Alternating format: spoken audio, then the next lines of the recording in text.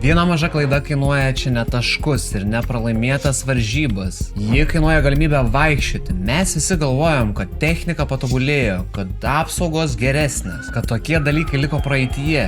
Bet 25 metų spalis mums visiems priminė žiaurę tiesą. Šiandien aš jūs nuvesiu į vietą, kur žmonės savanoriškai rizikuoja viskuo. Papasakosiu apie nematomą žudiką, kuris gadina daugiau važiavimų nei bet kokia uola. Tai ne filmas, tai Red Bull Rampage. Ir čia laimingos pabaigos niekas negarantuoja. Pirmiausia, kur mes esam ir kodėl po velnių jie tai daro būtent čia. Mes esame Jutos valstijoje, mažytis dulkėtas Virgin miestelis. Iš pirmo žvilgsnio nieko ypatingo, dykuma, gyvatės, kepinantis saulė, bet alpinistai turi Everestą, banglininkai turi Portugalijos bangas, o kalnų dviratininkai turi šį raudoną pragarą. Visa paslaptis slypi po kojomis, viskas susiveda į gruntą. Kai šitas raudonas molis gauna vandens ir išdžiūsta, jis tampa kietas kaip betonas. Tai reiškia, kad gali paimti kirtiklį, iškapuoti visiškai vertikalią 90 laipsnių sieną ir ji laikys, ji nenubirės.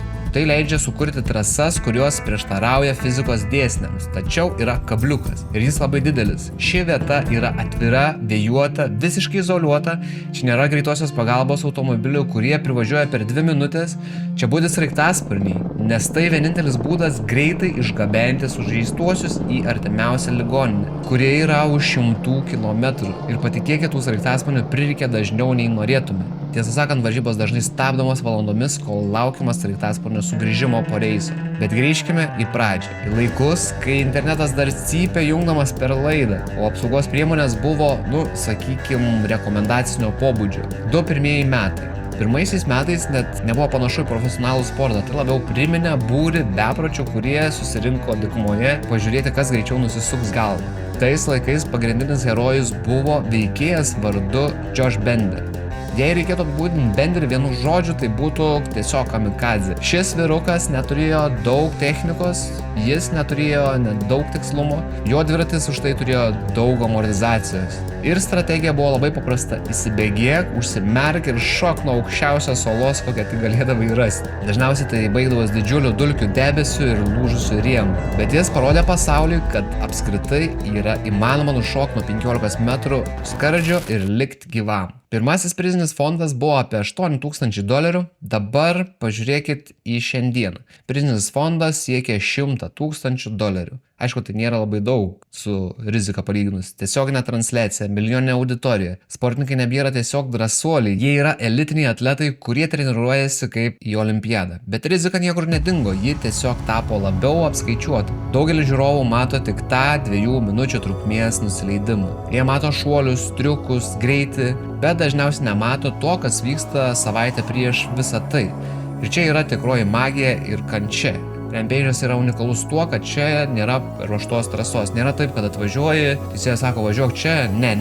Atvažiuoji į laukinį kalną ir pats turi susikurti savo trasą. Kiekvienas sportininkas atsiveža savo komandą, tai yra 2 kasėjus, jokių ekskavatorių, jokių buldozerių, jokių elektrinių įrankių, tik kirtikliai, kastuvai ir 1000 maišų smėlio. Jie dirba 8 dienas, kepinant 35 laipsnių karščio dykumoje, nešiojant vandenį į kalną, pila jį ant to molio, daužo lygina, tai grynas rankų darbas. Bet pagalvok apie atsakomybę. Statai trampliną, kurio tavo geriausias draugas šoks šiam km/h greičiu. Jei kasėjas padarys klaidą, paliks per minkštą nusileidimą ar ne tą kampą, tai gali būti tiesiog paskutinis draugo šuolis.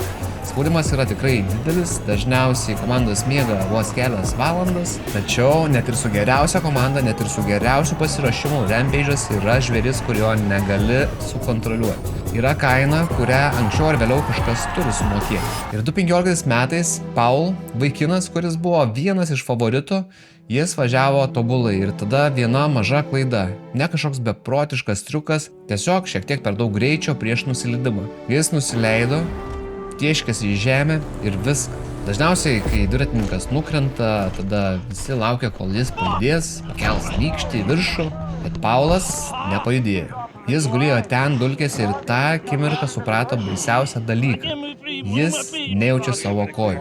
Stuburo pažeidimas, paralyžius. Ta akimirka, kur visiems priminė, čia žaidžiama ne dėl plastikinės taurės. Čia yra žaidžiama išgyvenimu. Mes galvojame, kad tai buvo pamoka, kad dabar visi atsargesni. Bet 25 spalis Adolf Silva, ispanas, žmogus, legenda, kurio pravardė Loko, jis visada važiuodavo taip, lyg būtų nemirtingas. Ta diena jis nusprendė peržengti visas ribas, kur kiti net bijo žiūrėti, jis bandė atlikti double backflip. Dvigubą saltą atgal. Nuo vienos didžiausių uolų visoje trasoje. Jis atsiplėšė, pirma rotacija tobula, antra rotacija pritrūko. Trenkėsi žemę, vertėsi daug kartų. Smūgis buvo toks stiprus, kad nutildė ne tik komentatorius, bet ir tūkstančių žiūrovų prie ekranų, įskaitant ir mane. Sraigtasmanis vėl pakilo ir istorija pasikartoja. Lūžęs stuburio slankstelis, lūžęs krūtinkaulis, diagnozė, kurios bijo kiekvienas žmogus. Paralyžius nuo krūtinės žemyn. Įsivaizduok žmogus, kuris visą gyvenimą gyveno dėl judesio, dėl laisvės, dėl adrenalino, staiga yra įkalintas savo kūne. Ui. Tačiau net ir čia atsiskleidžia tikroji šių gladiatorių dvasia. Gulėdamas ligoniai, Adolfas Silva savo socialinių tinkluose paskelbė nuotrauką, jis šypsojosi ir sakė, aš vis dar Loko. Ši istorija tapo skaudžiu priminimu 25-iesiems, nesvarbu kiek patirties turi, nesvarbu kokios tavo apsaugos, šiame kalne tu esi visada svečias. Rampage'o kartais didžiausias priešas yra ne uola, o dalykas, kurio niekas nemato kamerose. Bet visi sportininkai jo bijo labiau nei bet kokio kritimo. Tai tas nematomas žudikas vėjas. Įsivaizduok, esi ore 10 metrų aukštyje ir staiga gūsis tiesiog stūmė į šoną. Ore nėra tiesiog už ko užsikabinti. Sportininkai sėdi viršuje valandas, kepa saulėje, nervai tempti kaip stygos ir laukia, kol tos mažos vėliavėlės nustos plazdenti. Bet net jei nugali vėją, net jei nugali baimė, tai nereiškia, kad laimėsi, nes Rampage'as turi teisėjus ir tai, kas įvyko visai neseniai su Brandogu, privertė tūkstančių žmonių rėkti pagysti. Brandogas Britas, tikras old school rideris, jis pastatė trasą, kuri atrodė neįmanoma iš vis nuvažiuoti. Jis pasirinko liniją ant stačios olos, kurios niekas kitas nedrįso liesti, jis nušoko nuo tos olos į kanjoną, vadinamą Canyon Gap. Jo važiavimas buvo stilingas, beprotiškas, tai buvo tikras freeridas. Minia ėjo iš protų. Visi galvoja, štai mes turime naują čempioną. Ir tada teisėjai parodė balus. 4 vieta. Ir internetas, aišku, sprogo, komentarai degė, žmonės vadino tai apiplėšimu vidury baltos dienos. Teisėjai skyrė aukštesnius balus tiems, kurie darė triukus ant lygių, saugių, gražių vietų, o ne tam, kuris rizikavo gyvybę ant laukinės olos. Brandogas tapo bendruomenės čempionu.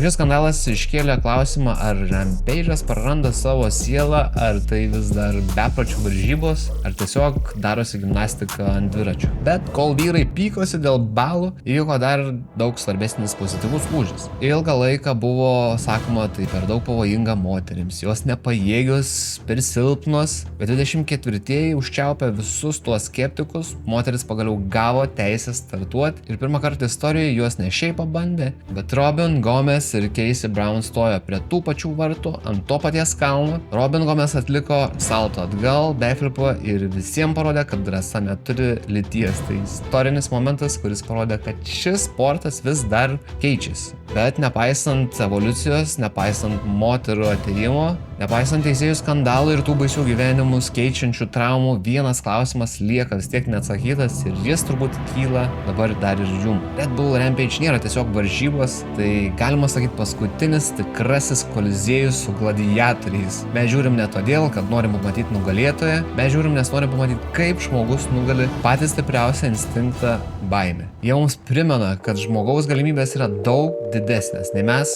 manome sėdėdami ant sofos ir scrollindami telefonus. Noriu paklausti tavęs, būk atviras, parašyk komentaruose, kokią sumą turėtų gulėti apačioj ten finišo tiesioj, kad tu sutiktum nušokti nuo to 4 aukštų namo stogo. O gal jokios sumos neužtektų? Ačiū, kad buvai kartu šiame video.